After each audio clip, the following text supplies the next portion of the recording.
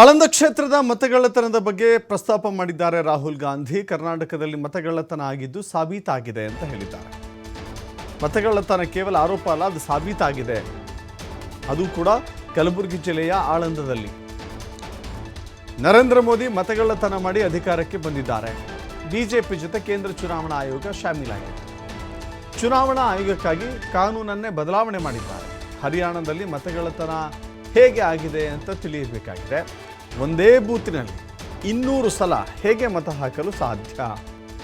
ಸಂಸತ್ತಿನಲ್ಲಿ ಪ್ರಸ್ತಾಪ ಮಾಡಲು ಮುಂದಾದರೆ ಅವಕಾಶವನ್ನು ಕೊಟ್ಟಿಲ್ಲ.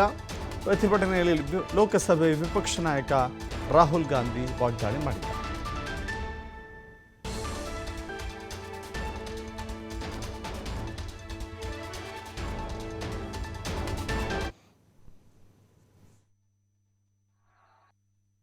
लाखों डुप्लीकेट वोटर हैं।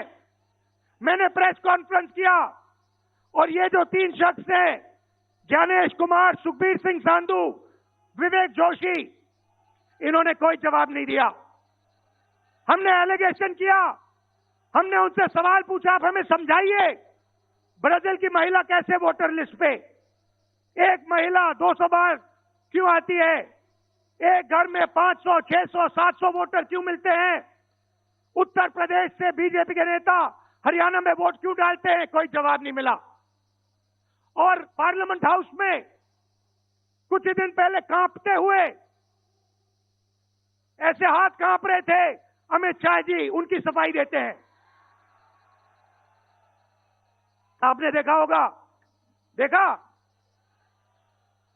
मैंने उनको सीधा चैलेंज किया कि आइए पार्लियामेंट में, आपने मेरी प्रेस कॉन्फ्रेंस की बात की, आइए डिबेट करते हैं, देश को दिखाते हैं सच कौन बोल रहा है।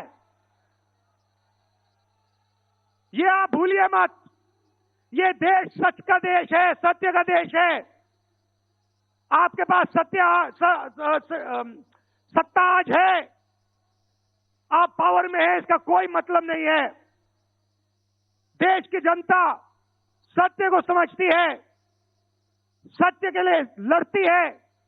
ये देश सत्य के लिए जान दिया है।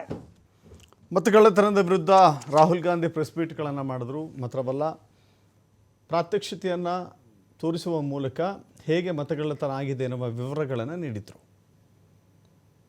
ಬದುಕಿದ್ದರೂ ಅವರಿಗೆ ಮತದಾನ ಮಾಡುವ ಅವಕಾಶ ಇದ್ದರೂ ಕೂಡ ಅವರ ಮತಗಳನ್ನು ಅಲ್ಲಿ ಡಿಲೀಟ್ ಮಾಡಿರುವ ವಿಚಾರವನ್ನು ಕೂಡ ಅವರು ಪ್ರಸ್ತಾಪ ಮಾಡಿದರು. ಮಾತ್ರವಲ್ಲ, ಹೇಗೆ ಹೊರದೇಶದಿಂದ ಬಂದಂಥವರು ಕೂಡ ಇಲ್ಲಿ ಅನೇಕ ಬಾರಿ ನಕಲಿ ಮತದಾನ ಮಾಡಲಾಗಿದೆ ಅನ್ನೋದನ್ನು ಕೂಡ ವಿವರಿಸ್ತಾ ಇದ್ರು.